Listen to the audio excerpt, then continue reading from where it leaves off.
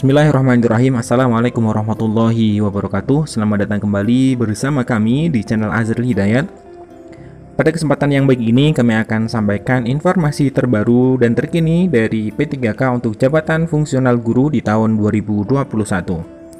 Namun sebelum kita masuk di pembahasan, bagi teman-teman yang baru saja menemukan channel ini dan belum subscribe, silahkan tekan tombol subscribe-nya dan nyalakan lonceng notifikasinya. Terima kasih.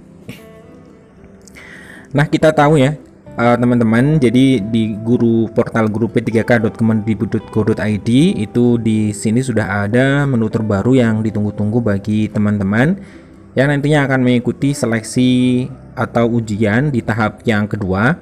Nah, ini di portal ini di menu utama ya sudah ada yang paling atas jadwal ujian tahap 2 new. Nah, kemarin teman-teman sudah bisa ya melakukan pencetakan kartu ujian. Nah, di kartu ujian tersebut nantinya yang teman-teman harus bawa di lokasi ujian.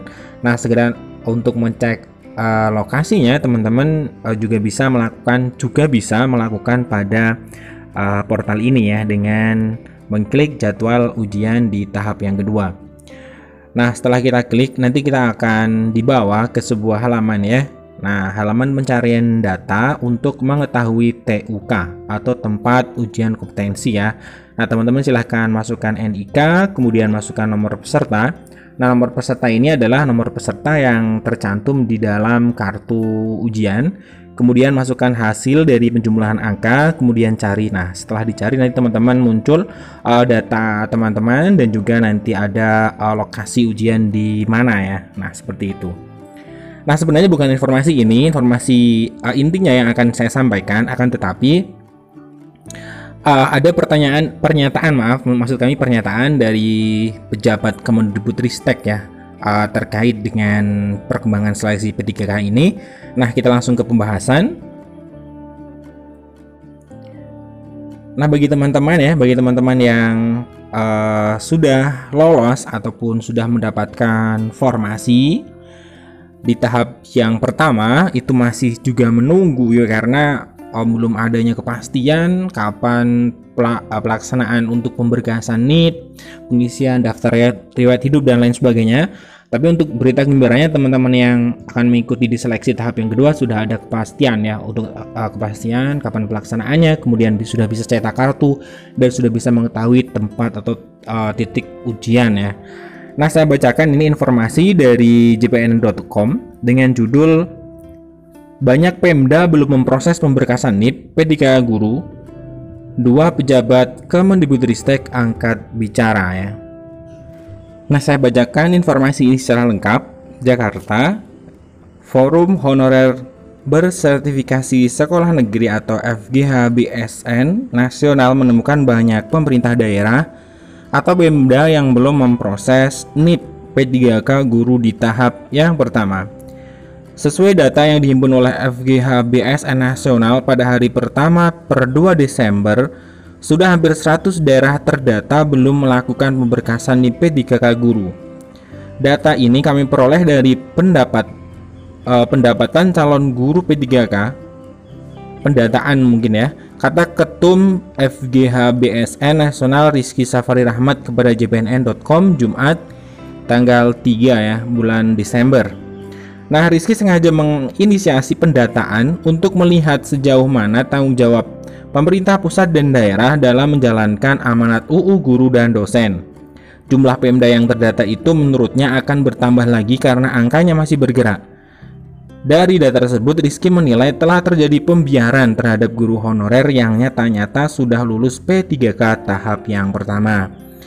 Nah, ini yang menjadi kegelisahan ya teman-teman yang sudah lolos di tahap yang pertama. Ini juga belum ada ya inisiasi dari pemerintah daerah ataupun pemerintah pusat untuk melakukan pemberkasan, dan ini terkesan tidak serentak ya, dilakukan secara sporadis seperti itu, sehingga memang menimbulkan kekhawatiran ya bagi guru-guru honorer yang memang sampai saat ini belum ada kabar pemberkasan. Dia mewanti-wanti jangan sampai pembiaran itu membuat hak-hak guru honorer dirampas. Semestinya tahun ini kami sudah mendapatkan NIP P3K, nyatanya kami diombang-ambingkan. Ingat ada guru-guru honorer yang usianya mendekati pensiun, ucapnya. Nah, kita lihat di halaman berikutnya. secara terpisah. Nah, jadi ini ada pernyataan dari Sekretaris Dirjen Guru dan Tenaga Kependidikan ya, Bu Nunuk Suryani, bahwa penetapan NIP P3K guru tahap 1 merupakan kewenangan dari Badan Kepegawaian Negara. Nah, jadi beliau mengatakan bahwa ini sudah terlepas dari kewajiban ya atau kewenangan dari Kemendikbudristek.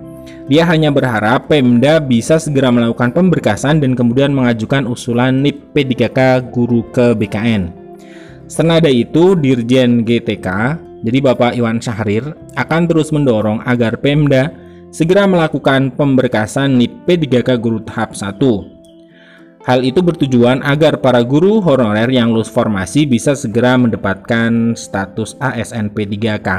Ya, memang yang digembar-gemborkan ya oleh Kemendikbudristek bahwa untuk pemberkasan di tahap yang pertama itu dulunya direncanakan tidak menunggu dari hasil seleksi kompetensi 2 ataupun seleksi kompetensi 3, tetapi akan dilakukan pemberkasan kemudian pengusulan NIP sesuai dengan tahapan ujian ya. Seleksi ketika ujian 1, maka nanti pemberkasan lebih dulu daripada tahap yang 2 dan tahap yang ketiga. Nah, mengenai kapan, jadi Bapak Iwan mengatakan yang bisa menjawab itu adalah pihak BKN. Kami hanya bisa mendorong Pemda segera mengusulkan NIP P3K guru. Waktu penetapan NIP tergantung BKN, ucapnya. Menurut Iwan, Pemda seharusnya tidak perlu berpikir banyak karena gaji P3K guru tahun ini ada di Pagu DAU.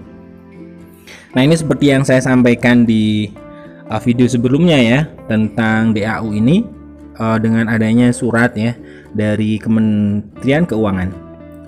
Nah, kemudian kita lanjutkan. Pemerintah pusat telah mengingatkan Pemda sejak Maret 2021 untuk mengalokasikan gaji untuk guru P3K karena memang kurang koordinasi atau apalah ya istilahnya, kan, tetapi memang yang menjadi akibat di sini adalah guru-guru honorer yang sudah lulus di seleksi kompetensi pertama masih menunggu kapan pemberkasan. Mungkin ini nanti ada titik terang ya dari pemerintah daerah, kemudian segera mengusulkan ke BKN segera menerbitkan NIP untuk P3K untuk yang sudah lolos di tahap yang pertama. Nah, kemudian berkaitan dengan guru yang nantinya akan melaksanakan seleksi di tahap yang kedua, teman-teman harus memperhatikan ya, ada 5 ketentuan yang harus diperhatikan oleh guru yang nantinya akan mengikuti seleksi di tahap yang kedua ya, seleksi kompetensi kedua yang dimulai pekan depan ya. Nah, akan kami bacakan. Jadi sesuai ketentuan dari Pansel P3K guru yang diketuai oleh Dirjen GTK Pak Iwan Syahrir ya, yang akan ikut tes tahap kedua ini adalah guru honorer K2, non K2 yang tak lulus seleksi pertama, kemudian guru swasta dan lulusan profesi guru ya.